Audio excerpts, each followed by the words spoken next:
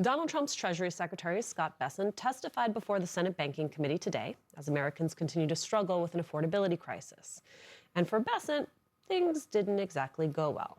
Bessent was pressed on the $10 billion lawsuit launched by his boss against his own government over the unauthorized disclosure of his tax returns during his first term.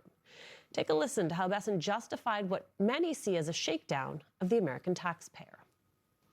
You are fully aware that the president is suing your agency for $10 billion. Yeah. We would agree. Would you agree that $10 billion is a good sum of money?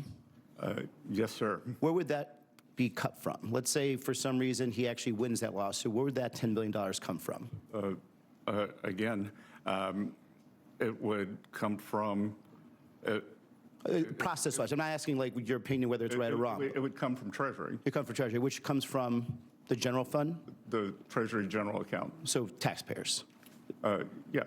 Thank you. Part of the 440,000 taxpayers whose returns were leaked. If the president, they're not suing, but if the president prevails in this lawsuit, he's going to be able to pocket that money. My question is the president, has anyone in the president's office talked to you about this lawsuit in any regard? They have not, and the president has said he will donate the proceeds to charity. You may have missed that. I want to bring in staff writer at The Atlantic, host of the David Frum video podcast. David Frum, I'm not sure that defense from Scott Bessent lands quite the way he thinks it does, David. No, it's plunder. It's plunder. And Scott Bessent in general has been a very poor custodian of taxpayer interests. He's acquiesced in Donald Trump taxing people without Congress. There have been Trump schemes, these kickbacks to farmers, to spend money without consent of Congress. You know, if there's one principle that has underlain the last 400 years of American and then before that English political tradition, constitutional tradition. This is the thing for which the American Revolution was fought, that the English cut off the heads of the Stuart kings over, is that the executive can't tax or spend without the consent of Congress or Parliament. Wars and wars and wars have been fought by English-speaking people for 400 years over that principle, and Bessent is the secretary who's giving it all away. Okay, so this lawsuit was not the only interesting back and forth during this hearing. As you know, Trump has a new pick to be the Fed chair, Kevin Warsh. Elizabeth Warren pressed Bessent on the independence of the Fed. This was his response. This should be an easy one, Mr. Secretary. Can you commit right here and now that Trump's Fed nominee, Kevin Warsh, will not be sued, will not be investigated by the Department of Justice if he doesn't cut interest rates exactly the way that Donald Trump wants? That is up to the president.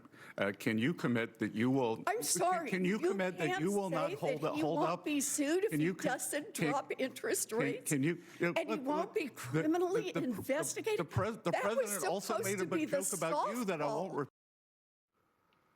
That was supposed to be the softball, and yet he can't actually answer the question. He didn't even seem prepared for the question, quite honestly. Yeah. Look, I think the right answer to this question is the one laid down by Senator Tillis of North Carolina, a Republican, which is no action on any Fed nominee until these malicious prosecutions of the existing Fed governors stop, until the prosecutions of Powell stop, or the prosecutions of Cook stop. As long as there are active criminal attacks on Fed governors for exercising their independence, the Congress should just not, the Senate should not approve any new Fed people. And that would leave, by the way, the existing Fed leadership in place. That is the way to go. And Bessent is not the person to turn to. He's obviously not someone who holds any of these principles very much to heart. There's one other exchange with Bessent that I thought was very interesting. I don't know if you're getting to that, but the Venezuelan oil funds. I don't have it clipped, but go ahead, tell us about it. Okay. So Bessent was asked in another round of hearing, look, the president has seized oil from Venezuela, again, with no act of Congress. It's an act of piracy on the high seas. The United States is selling those oil revenues and claiming that they will be used for the benefit of Venezuelan people at some point in the future. Those oil sales have happened. The money's going into accounts in Qatar, controlled by who? Under what legal authority? There's just this slush fund of money that is supposed to be used, according to executive order, for the benefit of Venezuela. There's no congressional check of any kind. Again, it's money outside control of Congress. If there is one principle that goes back through 400 years of Anglo-American law, It is that Parliament, Congress controls the money. The executive spends the money with the permission and at the direction of Congress, Parliament. And if you don't do that, like Charles I, you end up in a bad way. Well, David Frum, I have about a minute left. Talk to me about the politics of all of this, the Venezuelan oil, the trying to take control of the Fed, a $10 billion lawsuit against your own government that your own American taxpayers will have to pay for at a time when one of the biggest issues Americans care about is the economy and affordability.